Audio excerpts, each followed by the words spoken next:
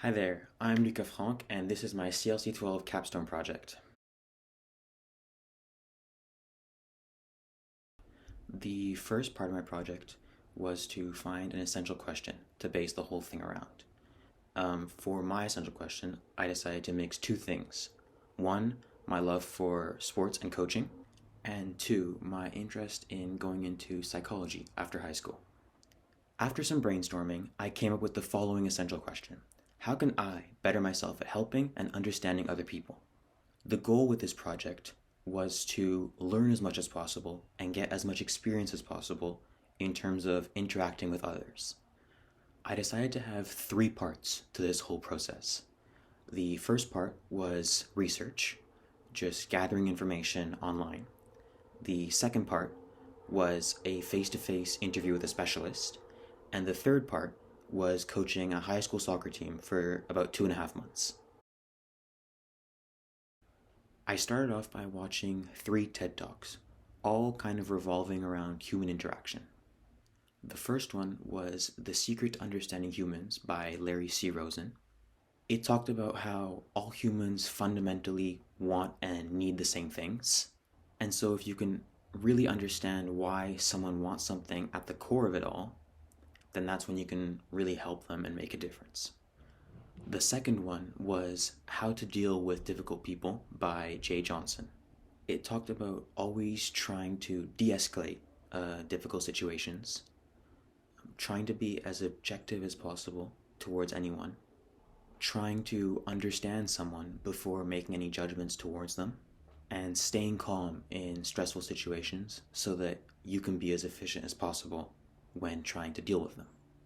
The third TED Talk was Speak Like a Leader by Simon Lancaster. It talked about connecting with your listener, triggering instinctive, emotional, and logical parts of the listener's brain, and using the 6 rhetorical techniques, which I'll put on the screen now.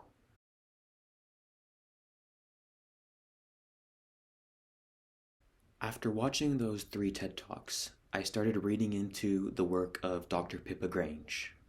Dr. Pippa Grange is a famous British sports psychologist, and she has basically been given a lot of the credit for turning around how the English national soccer team was doing in big competitions like the World Cup or the European Championships.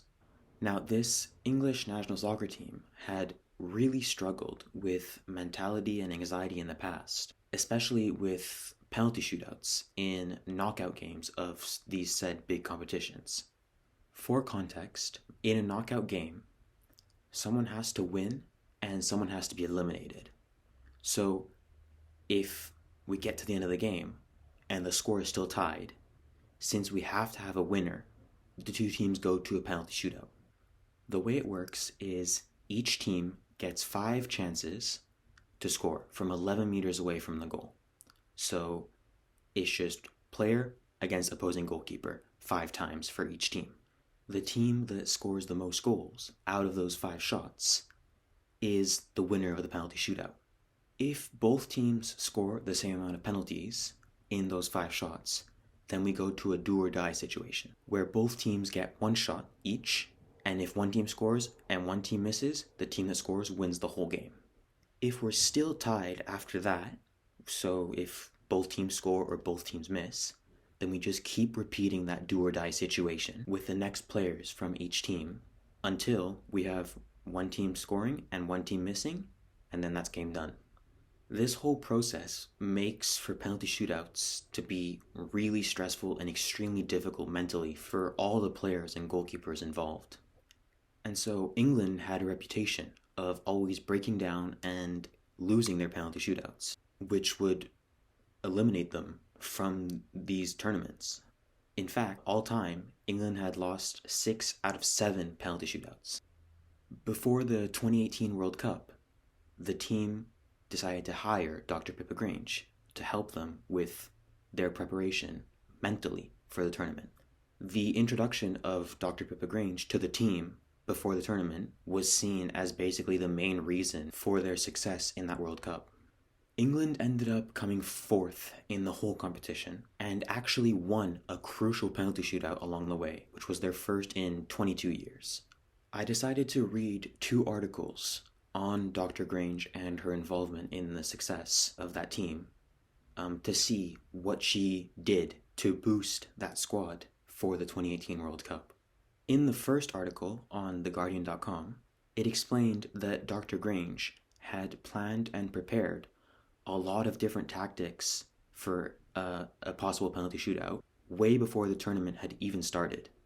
Some of the stuff mentioned in the article was England working a lot on their actual penalty taking practice in preparation, all the roles already being pre-established, so there were no last minute decisions and no one was confused as to what place they were in the order of penalty takers, and also limiting any way that the other team could put the players off by, for example, having the English goalkeeper give the ball to the English players when they are walking up to take their penalties.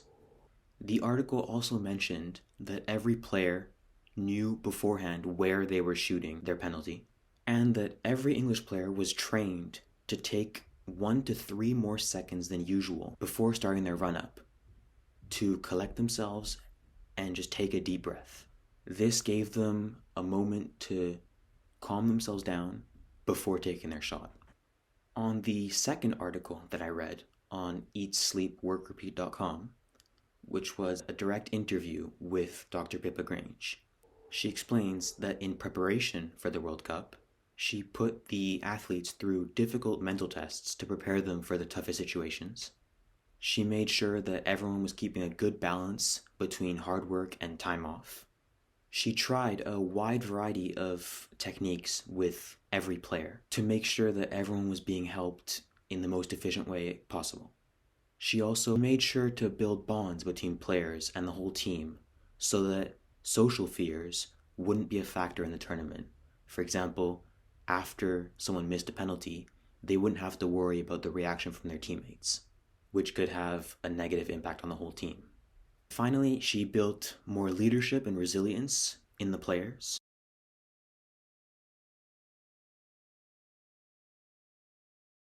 Those 3 TED Talks and those 2 articles gave me a really good base to go off of going into the interview and the coaching.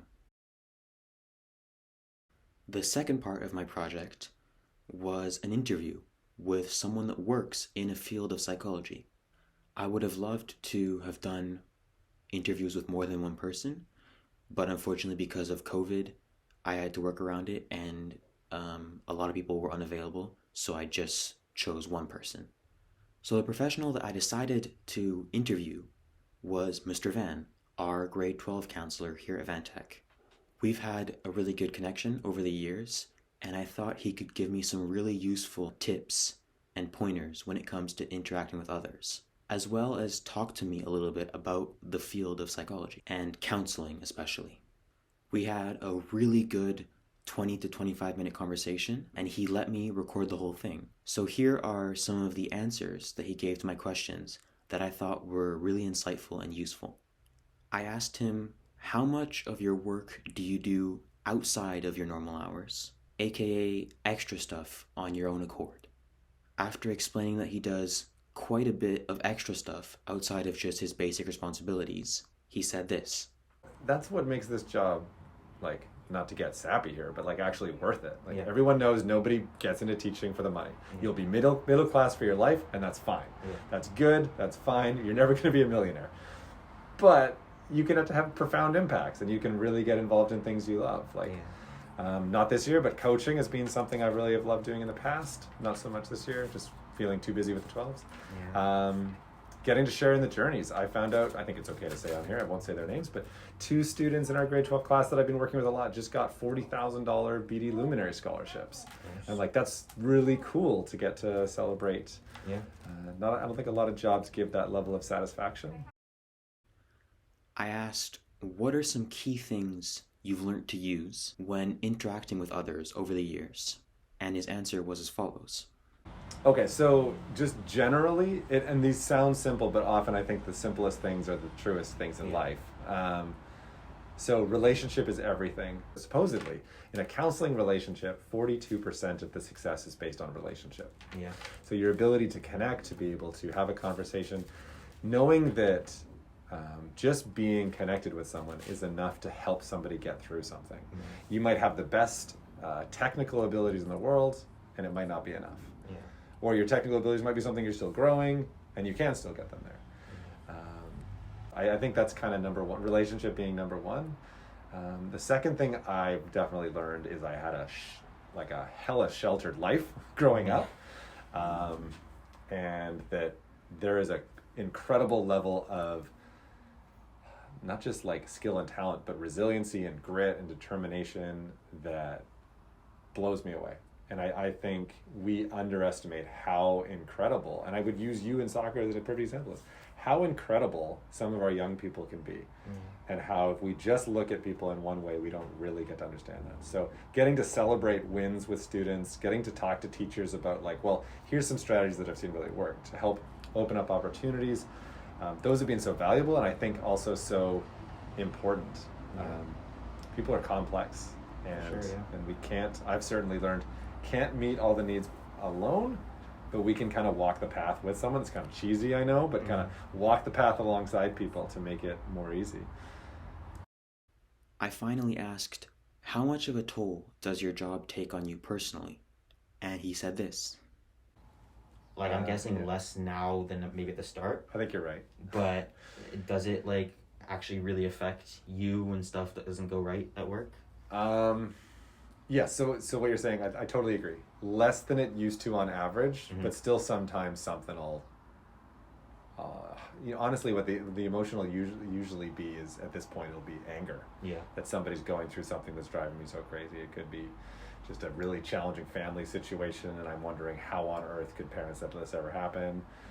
Or it could just be just how low somebody's feeling, and just feeling frustrated or angry that somebody would have to feel that way.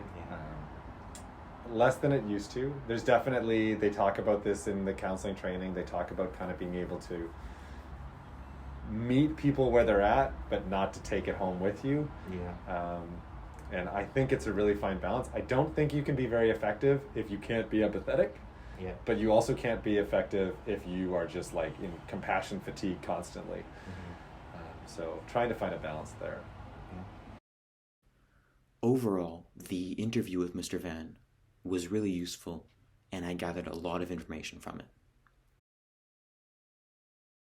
The third and final part of my project was using the research I had done and the interview with Mr. Van and putting it all to use in a real-life situation.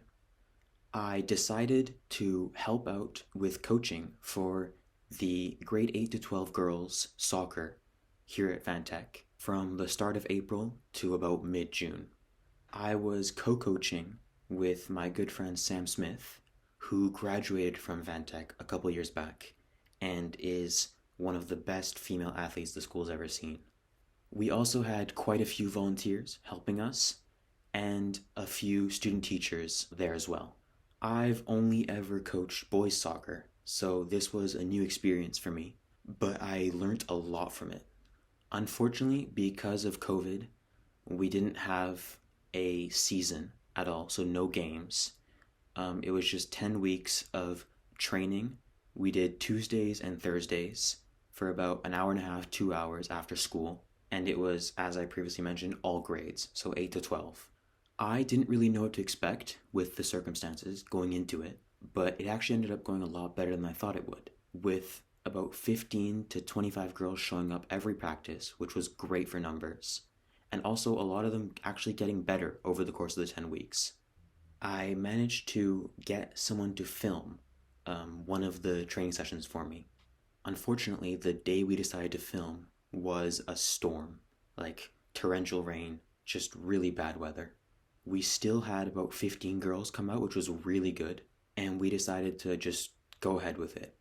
So the audio is a little weird, and everyone is soaked, but we still went through with the practice. And so here are a bunch of clips from me coaching in that training session. So guys, if you end up being filmed or something, I'll cut it out. So don't worry. You guys will do it. Can you hold this? So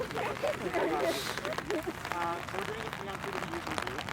Just like the two defenders up to here and then start. Except we're going to change it a little bit, so we're going to go from the sides.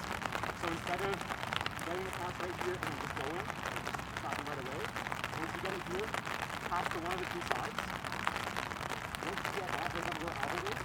That person's going to dribble around those cones. And then the attack starts after you get past the cones. So once you get to the end of the cones there, then you decide whatever you want to do. Right? So it's going to change kind of where we attack. So we're going from here, we're going to go from side. Full pass. And then Albert goes around the cone.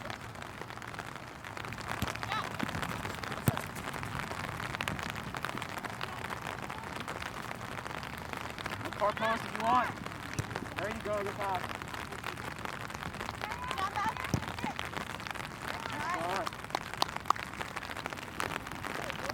Alright.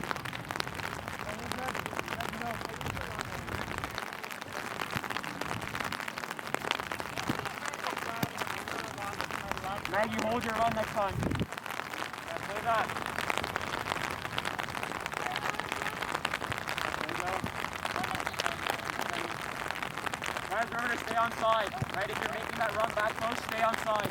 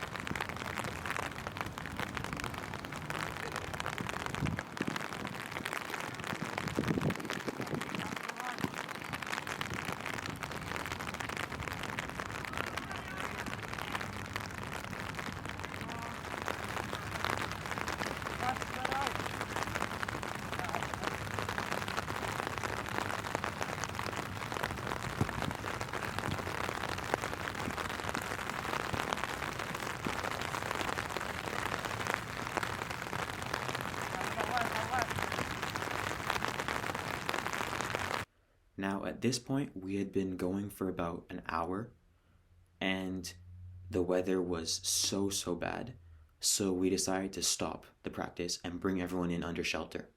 We told everyone that it was 4:30, and if they wanted to, we could just call the practice there, and we would see them next week. But literally every single girl, except for maybe 3 or 4 of them that had to leave for other practices, said, no, let's just keep going. So that was incredible for me to see because it showed that they wanted to keep going, they wanted to continue to play. And so we restarted and we kept going for about 30 to 45 minutes.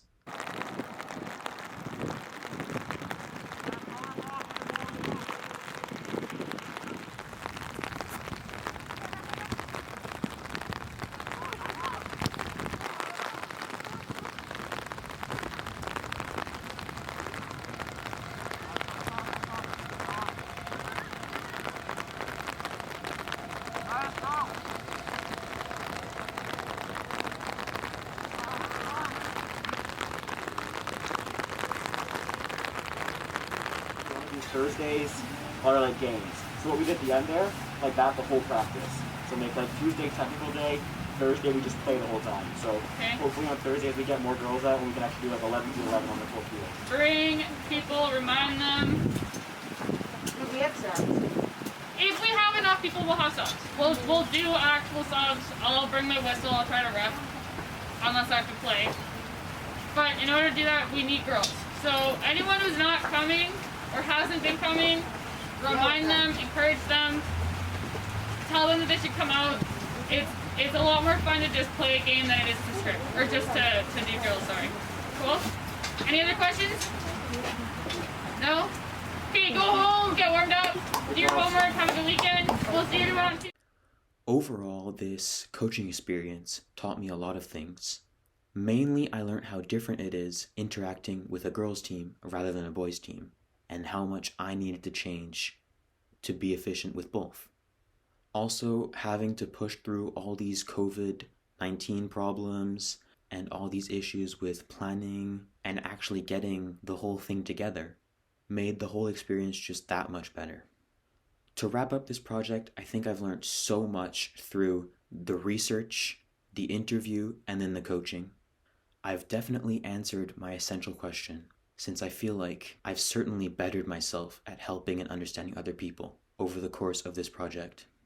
This whole experience is definitely going to help me out a lot going forward, where I hope to make a real impact on as many people's lives as possible. Thanks to everyone that helped me out throughout this whole project, and thanks to you for watching it. I hope you enjoyed this as much as I did making it. See ya.